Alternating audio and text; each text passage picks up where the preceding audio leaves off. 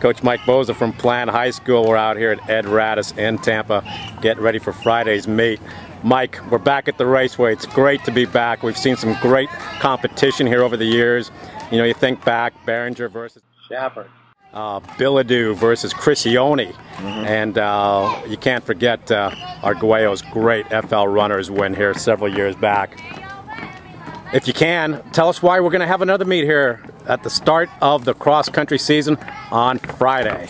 Well, the genesis of this meet was a need to provide resources for our senior all-star meet. The FACA Senior All-Star Meet takes place 2 weeks after the state meet. It's in Tallahassee, and for several years now we've been inviting the top seniors from around the state to participate in that. And the last couple years we've had to ask athletes to pay their own way for the hotel, to wear their own uniforms and such. So my thinking is that if we really want to treat these athletes as special as possible, I wanted to raise money to provide uniforms. The uniforms are actually going to come from Jason Byrne at flrunners.com. He's providing all the uniforms. This meet is going to provide the resources for the overnight stay for all the coaches and all the athletes in Tallahassee.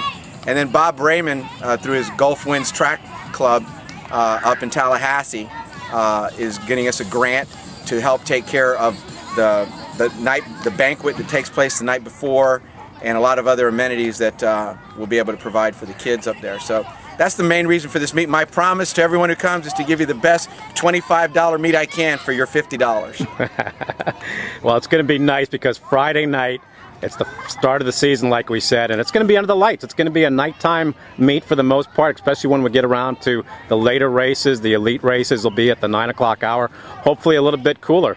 Now, this course is not looking real fast to me, Mike. Matter of fact, it looks awful wet and slow. What can you tell us about the course? Well, the course right now is as wet as I've ever seen it. I think I might be one of the few people who can say that I've been to every cross-country meet at Ed Radis. And although most people associate it as a speedway, mainly because of state meet races that have been run here in cooler, drier weather, I've been out here for some dog day races that weren't very fast, and this is the soggiest Ed Radis course I've ever seen. And the nighttime is going to bring relatively cooler temperatures, but it's going to be very muggy. I recommend everybody bring some mosquito spray. And later on, if we get a chance to walk through the course, you'll see there are at least 3 or 4 spots where there's still about 6 to 8 inches of standing water. And among other things, they've had an irrigation problem here lately, and there's a few sprinklers they've been unable to keep from coming on. So it's as wet as I've ever seen it. Besides the nighttime aspect and that everybody should bring some flippers with them, what are some of the other neat aspects that we can expect on Friday? Well, we're going to try to make it fun and simple and enjoyable. There will be no charge for admission, no charge for parking. I got a couple of young men who are musicians. They're going to set up and play music for us, both live music and music from their iPods.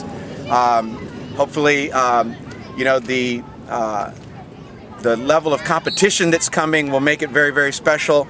I'm so happy that a lot of my friends from around the state who happen to be coaches of very high-quality programs have chosen to come.